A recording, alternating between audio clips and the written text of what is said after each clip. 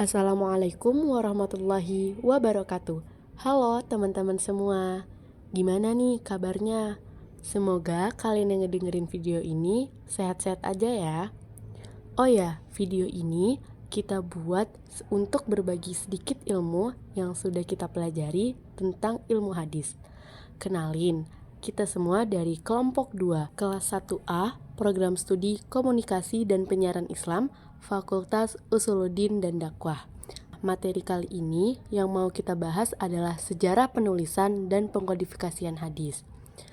Sebelum kita lanjut ke materi, kita kenalan dulu deh sama teman-teman yang ada di kelompok ini.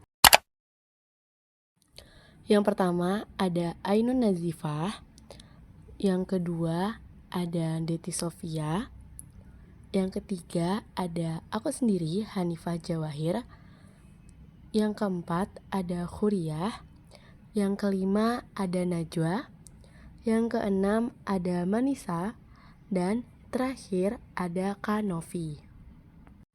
Setelah kita kenalan sama teman-teman dari kelompok 2, kita mau ngasih tahu nih topik apa aja sih yang bakal kita bahas dalam video ini. Jadi di sini kita ngangkat 2 topik. Topik yang pertama tentang penulisan hadis dan yang kedua terkait pengkodifikasian hadis.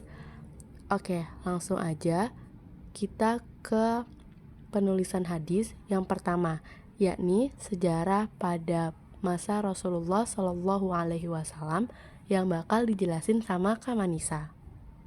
Oke teman-teman, sekarang aku mau menjelaskan tentang sejarah penulisan hadis pada masa Rasulullah Shallallahu Alaihi Wasallam.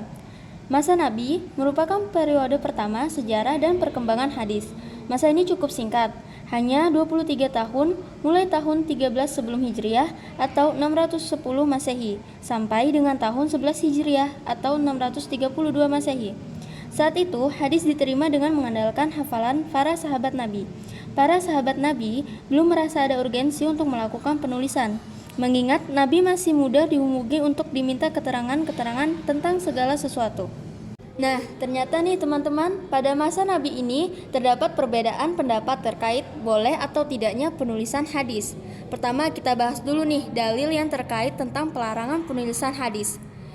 Bunyi dari terjemah dari dalil tersebut, dari Abu Sa'id Al-Khudri radhiyallahu anhu, Rasulullah shallallahu alaihi wasallam bersabda, "Janganlah kalian menulis dariku, dan barang siapa yang menulis dariku selain Al-Quran, maka hendaklah dia menghapusnya, dan bicarakanlah tentangku tanpa masalah.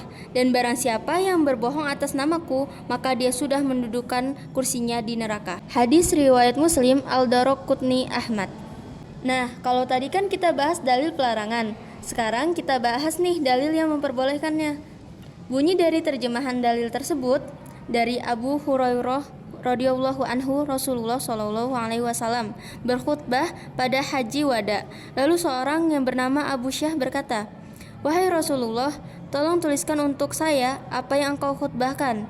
Rasulullah shallallahu alaihi wasallam pun berkata kepada beberapa orang sahabat, "Kalian tuliskan untuk Abu Syah."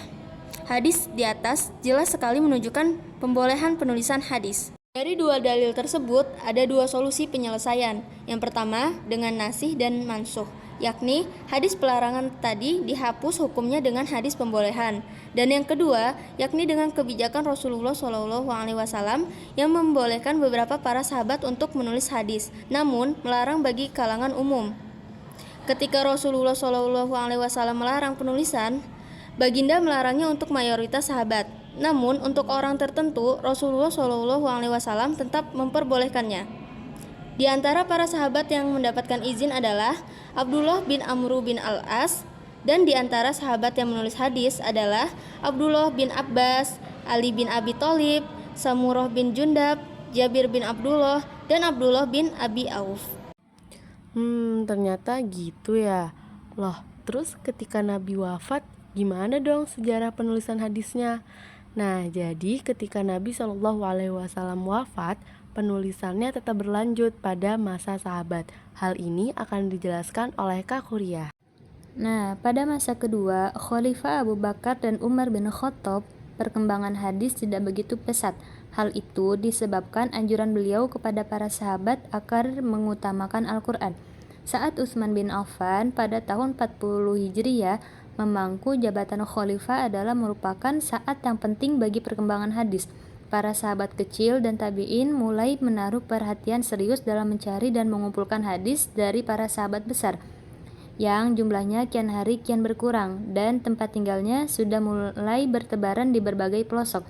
Sejak berakhirnya pemerintahan Khalifah Utsman pada tahun 40 Hijriah dan pada awal berdirinya Khalifah Ali bin Abi Thalib radhiyallahu an, mulailah timbul hadis-hadis palsu atau yang disebut hadis maudhu. Dan adapun sahabat yang melakukan periwayatan hadis lebih dari 1000 hadis atau dikenal dengan sebutan bendaharawan hadis. Di antaranya adalah yang pertama Abu Hurairah, yang kedua Abdullah bin Umar bin Khattab, yang ketiga Anas bin Malik, yang keempat Aisyah bin Abu Bakar As-Siddiq, yang kelima Abdullah bin Abbas bin Abdul Muttalib, yang keenam Jabir bin Abdullah Al-Ansari, dan yang terakhir adalah Abu Sa'id Al-Khudri.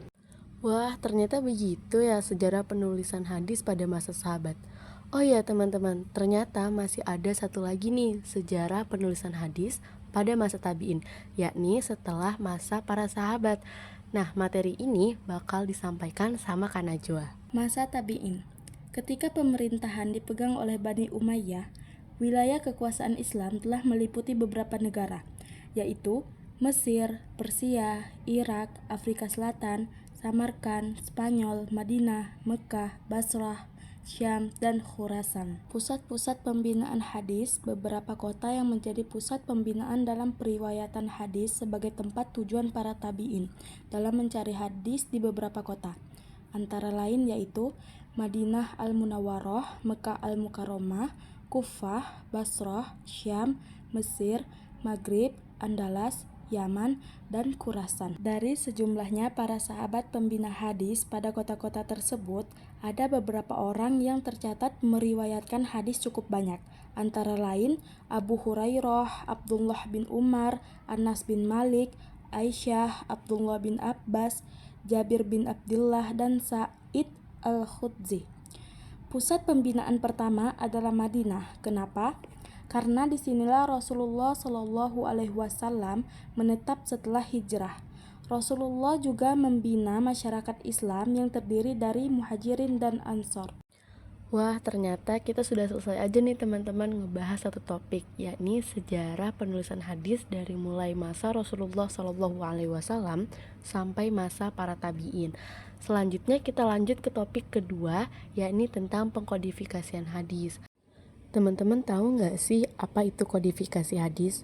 Oke, aku jelasin secara singkat. Jadi, kodifikasi dalam bahasa Arab dikenal dengan al-tadwin, yang berarti mengumpulkan dan menyusun. Secara istilah, kodifikasi adalah penulisan dan pembukuan hadis Nabi secara resmi berdasarkan perintah khalifah dengan melibatkan beberapa personil. Nah, personil yang dilibatkan ini adalah personil yang ahli dalam masalah ini, bukan yang dilakukan secara perseorangan atau untuk kepentingan pribadi. Kodifikasi hadis secara resmi dipelopori oleh Khalifah Umar bin Abdul Aziz, yakni Khalifah ke-8 pada masa Bani Umayyah yang memerintah tahun 99 Hijriah sampai dengan 101 Hijriah. Khalifah Umar bin Abdul Aziz menginstruksikan kepada para gubernur di semua wilayah Islam untuk menghimpun dan menulis hadis-hadis Nabi. Selain itu, Khalifah juga memerintah Ibnu Hazm dan Ibnu Syihab al-Zuhri untuk menghimpun hadis Nabi Shallallahu Alaihi Wasallam. Khalifah Umar bin Abdul Aziz memerintahkan untuk menulis dan mengumpulkan hadis Nabi karena memiliki beberapa alasan, yakni pertama, kekhawatiran akan hilangnya hadis dari perbendaharaan masyarakat sebab belum dibukukan. Yang kedua, untuk membersihkan dan memelihara hadis dari hadis-hadis palsu yang dibuat oleh orang-orang untuk mempertahankan ideologi golongan dan mazhab. Yang ketiga, tidak adanya kekhawatiran lagi akan tercampurnya Al-Quran dan hadis. Keduanya sudah bisa dibedakan. Al-Quran telah dikumpulkan dalam satu mushaf dan telah merata di seluruh wilayah Islam. Yang keempat, ada kekhawatiran akan hilangnya hadis karena banyak ulama hadis yang gugur dalam medan perang. Nah, itu tadi terkait awal mula pengkodifikasian hadis. Pengkodifikasian hadis ternyata berlanjut di abad kedua. Nah, pada abad kedua ini akan dijelaskan oleh Kak Ainun Nazifah. Kodifikasi hadis pada abad kedua. Kitab hadis yang ada masih bercampur aduk antara hadis-hadis Rasulullah dengan fatwa-fatwa sahabat dan tabi'in, dan belum dipisahkan antara hadis-hadis marfu, maquf, dan maqtu, dan antara hadis sahih, hasan, dan dhaif. Kitab hadis yang masyhur terbagi menjadi 3, yaitu 1. Al-Muwatta Imam Malik pada 144 Hijriah atas anjuran Khalifah Al-Mansur. Jumlah hadis yang terkandung dalam kitab ini kurang lebih 1720 hadis. Yang kedua, Musnad Al-Syafi'i mencantumkan seluruh hadis dalam kitab Al-Um. Yang ketiga, Mukhtalif Al-Hadis karya Imam Syafi'i yang menjelaskan cara-cara menerima hadis sebagai hujjah, menjelaskan cara-cara mengkompromikan hadis-hadis yang kontradiksi satu sama lain. Kodifikasi hadis pada abad ketiga. Pada abad ketiga, yang berperan adalah generasi setelah tabi'in. Telah diusahakan untuk memisahkan hadis yang sahih dari hadis yang tidak sahih, sehingga tersusun 3 macam kitab, yaitu 1. Kitab sahih, kedua kitab sunan, dan ketiga kitab musnad.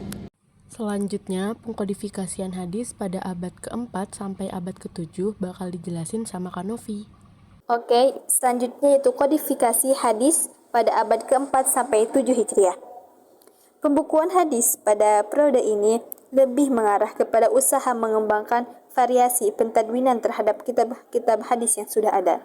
Setelah beberapa tahun dari kemunculan Al-Kutub As-Sittah, Al-Muwatta Imam Malik Ibnu Anas, dan Al-Musnad Ahmad Ibnu Hanbal, para ulama mengalihkan perhatian untuk menyusun kitab-kitab yang berbentuk jawami, takhrij, atraf, syarah, dan mukhtasar, dan menyusun hadis untuk topik-topik tertentu. Oke, selanjutnya yaitu kitab-kitab hasil karya ulama pada abad ke-4. Yang pertama ada kitab karya Imam Sulaiman bin Ahmad At-Tabarani.